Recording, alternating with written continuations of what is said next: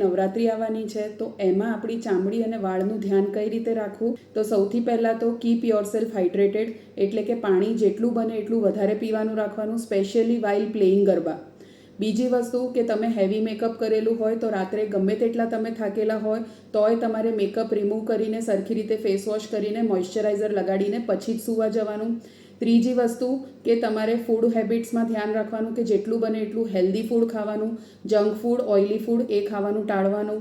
પછી જો તમને પરસેવો કે એવું કંઈ થાય તો તમારે કોટનનું કપડું અથવા હેન્કરચીફ યુઝ કરવાનું એને લૂછવા માટે. હેન્ડ્સ કે એવું કંઈ યુઝ નહીં કરવાનું જેથી તમારી સ્કિન ઉપર ઇન્ફેક્શન કે પિમ્પલ્સ થવાના ચાન્સીસ ઓછા થઈ જાય.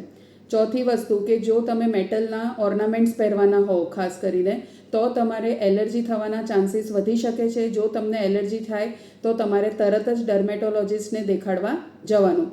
અને પાંચમી વસ્તુ કે જો તમારે નવરાત્રિ રમવા જવાનું હોય તો એની પહેલાં તમારે કોઈ પણ એવી ટ્રીટમેન્ટ ના કરાવવી જોઈએ કે જે તમારી સ્કિનને સેન્સિટિવ કરી દે. અને જો તો તમે રાત્રે કોઈ એક્ટિવ્સ યુઝ કરતા હો તો એને અવોઇડ કરવું. સો have a safe and happy Navratri. Thank you.